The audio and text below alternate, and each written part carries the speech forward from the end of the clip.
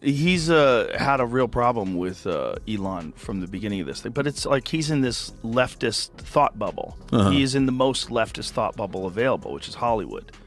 And, and I think also, he famously, there's some videos of him in blackface, and those came out, and he had to apologize for them, and I think he took that hit and really doubled down the other direction. Jimmy Kimmel's a loser. I do Jimmy Kimmel. I did him a lot. Yeah. And he'd be standing on the sidewalk. Oh, sir, may I bring you in? He'd bring me in every time. The whole show is talking bad about Trump. He called us doofuses when we had you on. He's a group of doofuses in flat-brimmed hats. Guess what? We Ask him how many. what he did. Ask him. Yeah, you do bigger. Yeah, you do. His show's dying. Jimmy Kimmel just got slapped with a $500 million lawsuit from President Trump, and Joe Rogan and Megyn Kelly are loving every second of it.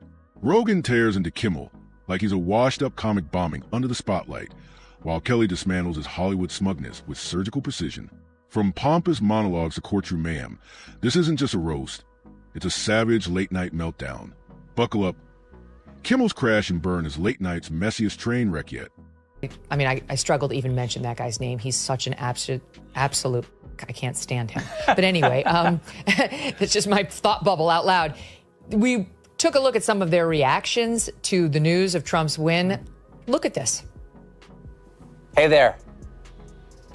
How are you doing?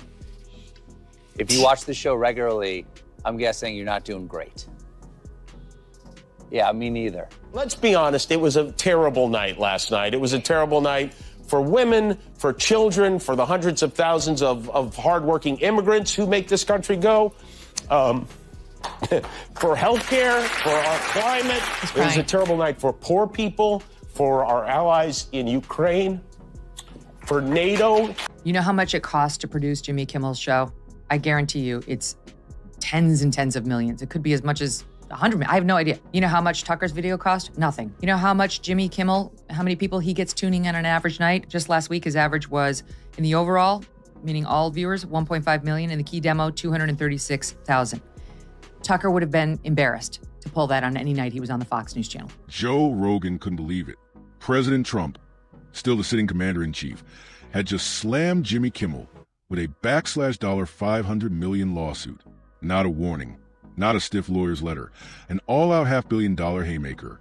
Rogan was already cracking up before he even finished reading the headline. This was late-night chaos unleashed. There's not a chance in hell that this is funny or gonna work.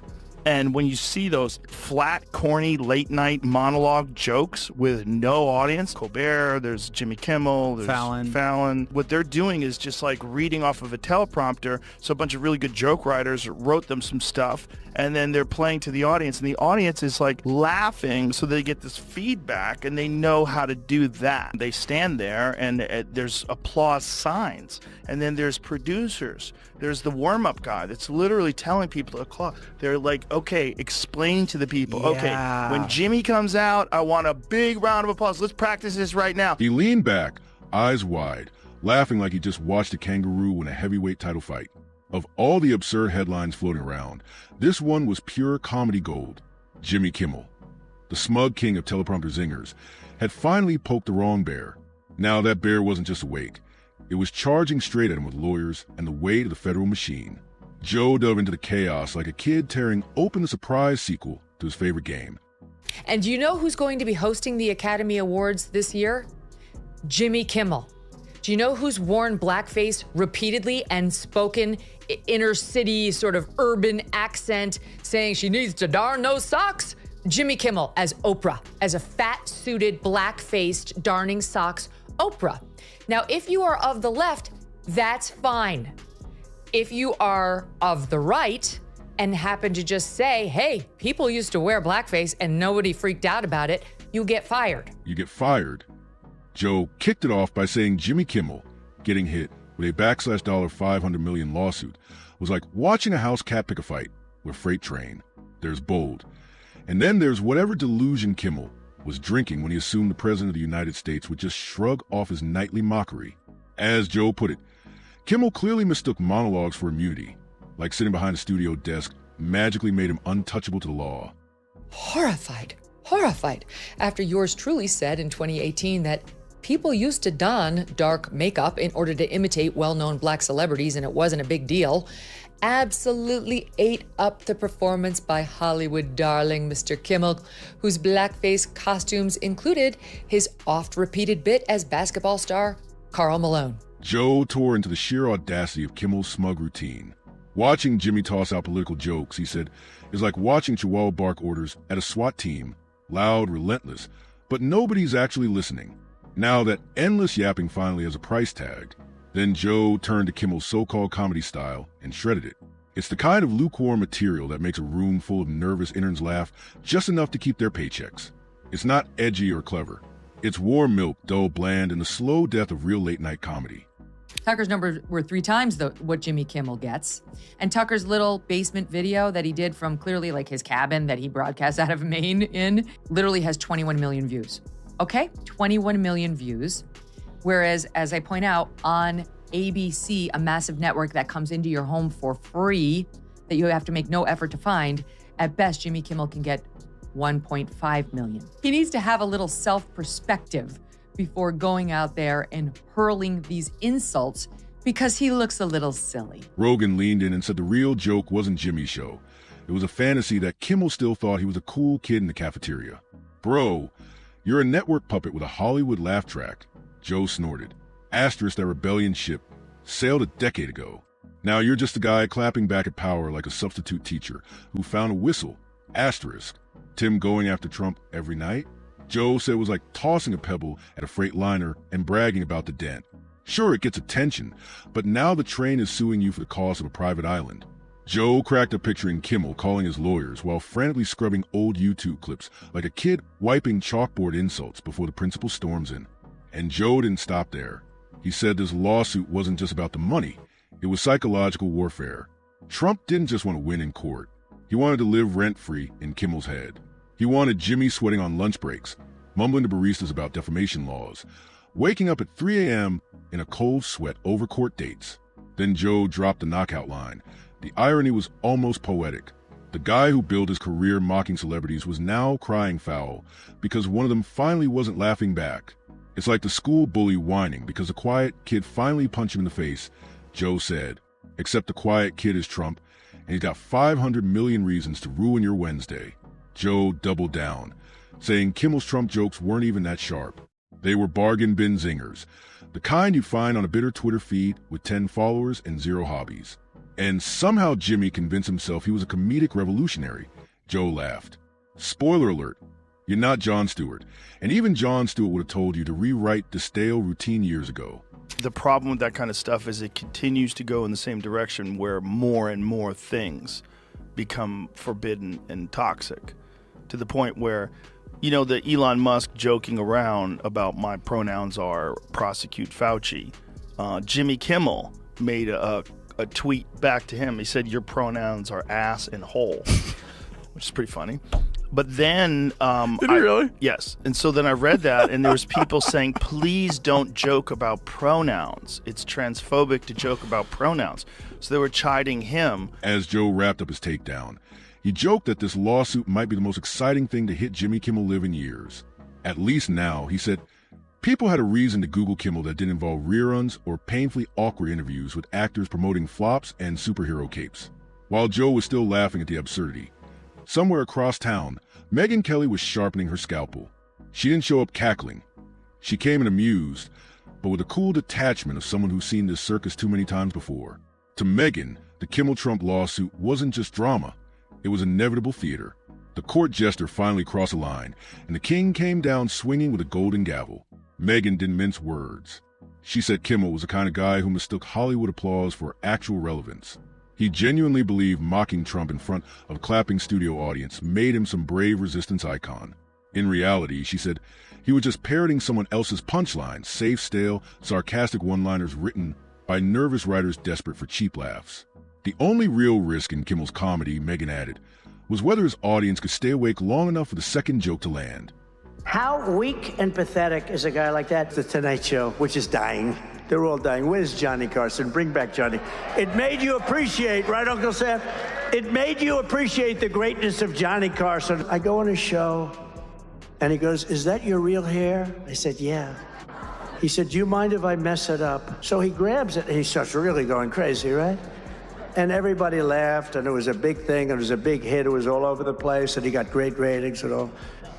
And 6 months later, he went out because he was under pressure to apologize because he humanized. She took Jimmy apart like a surgeon, calm, precise, and merciless. Megyn said he used to be funny, maybe back in the man's show days with all its wild, questionable skits. But that version of Kimmel is long gone. What's left is a polished, corporate-approved shell, forever outraged in a way that reeks of stale desperation. He's like the high school rebel who grew up to be the hall monitor, she said, and now wonders why nobody takes him seriously. Then she zeroed in on the real punchline. Jimmy mocking Trump daily while acting like he was untouchable. It's one thing to throw shade, Megyn said. It's another thing entirely to forget that the guy you're roasting is also the president, armed with lawyers who move faster than your teleprompter ever could. Mocking Trump during his presidency? About as brave, she added, as yelling at your own reflection. Zero risk, maximum smug. She smirked at the lawsuit, calling it pure karmic comedy. The man who built his brand laughing at everyone else is now staring down a legal avalanche for thinking he was immune. This isn't about free speech, she said. It's about cheap shots. And when cheap shots finally carry a price tag, you don't get to play the victim, especially when your whole shtick depends on poking bears for clicks and ratings. Megyn pictured Kimmel scurrying back to his writer's room like it was a fallout shelter. You know his team's already scrambling to rewrite the next 10 monologues, desperate to sound edgy, without catching another lawsuit. It's like watching a magician try to pull a rabbit out of a hat that's already been entered into evidence. Last night was the 96th Academy Awards show, and while you might have missed it, there was one clear winner. No, not Oppenheimer. It was sanctimonious leftists for their lead role in pretending they are better than you. Several people shared in this achievement. Winner number 1, Jimmy Kimmel. For the 4th time, Kimmel hosted the Oscars before an adoring crowd of Hollywood stars who laughed and curried favor with the man who wore blackface so many times. Megyn wasn't finished, not by a long shot. She said the lawsuit shattered the cozy illusion that late-night hosts live inside some magical protective comedy bubble. Kimmel's been feasting on anti-Trump material for years, parading around as the fearless voice of the people, all while forgetting one crucial truth. If you live in a glass studio, maybe don't hurl bricks at the president. Then she widened the lens and turned it on Hollywood itself. Jimmy's not just a guy with Mike. She said he's a cog in a self-congratulatory media machine that believes criticism only flows one way. When Trump punches back, it's suddenly a national crisis. But when Jimmy unloads on him every night, that's just harmless comedy, apparently. Megyn rolled her eyes at the double standard like she'd seen it 1,000 times, and she probably had. With a smirk, she added that maybe this lawsuit is the best thing to happen to Kimmel in years. At least now people are actually watching. Honestly, she said, his ratings needed this punch in the face. Trump might not just bankrupt Kimmel. He might accidentally make him relevant again. Megyn painted the scene. Kimmel hunched under moody studio lights, dramatic music swelling, sweat beading on his forehead as the reality sinks in. Asterisk, this isn't a parody sketch. This isn't a writer's room fantasy. This is real. This is $500 million real. Asterisk. She ended with jab straight at his wallet, saying Kimmel might soon be selling those cheesy desk mugs, the crocodile tears, and maybe even a few celebrity numbers just to afford what's barreling toward him next. Nobody's going to care anymore. It's like you're seeing it take place with late night television. Nobody gives a fuck about it anymore. I know. And it's slowly, you have a bad business model and you're not adapting. Yeah, the creativity's gone for late night comedy, right? And then Megyn said what everyone was really thinking. This wasn't about silencing Jimmy Kimmel. This was about sending a message. Trump didn't just want a courtroom win. He wanted to make it crystal clear that the era of smug celebrity activism without consequences was over. If you're going to take shots at the king, you'd better land them. And Jimmy? He missed, like a blindfolded toddler throwing darts at the wrong wall. As the flame settled, Joe and Megyn stood on opposite sides of the same battlefield. Two very different voices, perfectly aligned in disbelief and amusement. Because in the saga of Kimmel versus Trump, this wasn't just a legal showdown. It was a roast disguised as litigation. And for Jimmy, the punchlines were finally punching back. Joe jumped in again, practically doubled over with laughter, shaking his head like he just watched someone slip on a banana peel while carrying a wedding cake. He said the most poetic twist of all was that Jimmy finally got what he always craved, Trump's attention. Just not the viral headline, clip-chasing kind. The kind that shows up in a thick stack of legal papers with a dollar figure so outrageous. It sounds like something a fourth grader made up just to win an argument at recess. Do you think that's him or a writer? Can't you tell? Jimmy Kimmel? Yeah. No, it's him, for sure. Okay. Yeah, That's definitely. good. That's a good one. He's a comic. Yeah, that's a good one. I mean, he used to host The Man Show. I mean, he's done some pretty outrageous back in the day. Yeah. You know, for he-he's and ha-ha's. No, that's a good joke on top of a good joke. Yeah, it's a good joke. Joe didn't let up. He said Kimmel poked a bear, but forgot this bear owns skyscrapers, an army of lawyers, and a presidential level immunity to boredom. Trump didn't clap back with a tweet. He showed up with a wrecking ball. Now Jimmy's left holding a mic with no punchlines, boxed in by legal disclaimers. Joe joked that the next time Kimmel cracks a Trump joke, there'll be a row of attorneys front and center like it's defamation. The musical. Then, in classic Joe Rogan fashion, he got philosophical.